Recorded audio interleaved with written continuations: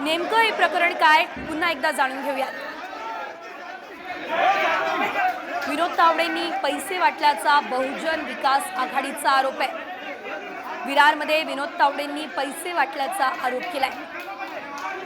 विरार पूर्वमधल्या विवांत हॉटेलमध्ये या संपूर्ण प्रकरणावरून वाडा झालाय। बहुजन विकास आघाडीच्या कार्यकर्त्यांनी विनोद तावडे यांना घेरलंय। भाजप आणि बहुजन विकास आघाडीमध्ये पैसे वाटपावरून राडा झाला। विनोद तावडेंनी पैसे वाटपाचे सर्व आरोप मात्र फेटाळून लावले। पुन्हा एकदा ही दृश्य अतिशय महत्त्वाची।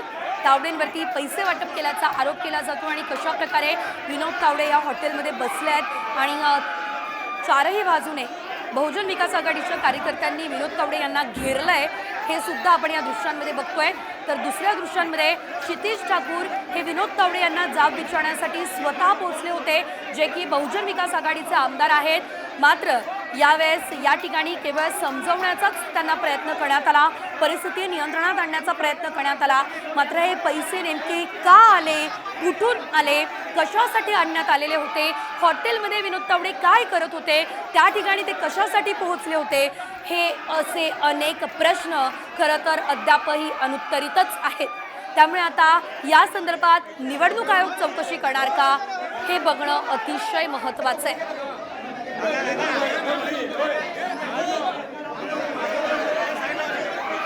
काही प्रमाणात बहुजन विकास आघाडीचे कार्यकर्ते आणि क्षितिज ठाकूर शिवाय भाजपचे कार्यकर्ते यांच्यामध्ये हाणामारी सुद्धा झाली असल्याचं बघायला मिळालेलं आहे। क्षितिज ठाकूर अतिशय संतप्त झाले असल्याचं बघायला मिळालेलं आहे आणि यावेळेस त्यांनी सुद्धा आक्रमक भूमिका घेतली असल्याचं पाहायला मिळालेलं आहे।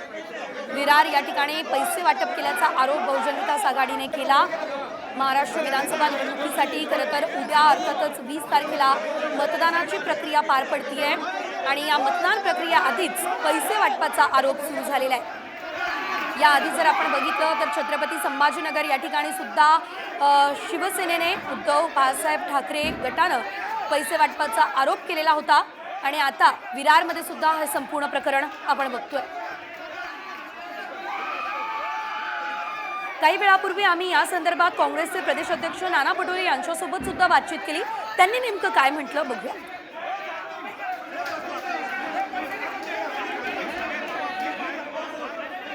मात्र त्याआधी आपण संजय राऊत यांनी काय ट्विट केलेलं आहे ते बघूयात।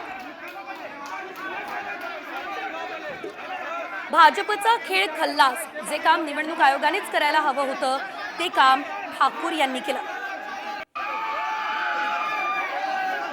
संजय राऊत यांचं हे अतिशय आक्रमक असं ट्विट बघायला मिळतंय। निवडणूक आयोग आमच्या बॅगा तपासतो आणि इकडे शेपूट घालतो, अशा शब्दांमध्ये संजय राऊत यांनी निषेध या संपूर्ण प्रकरणाचा केलेला आहे।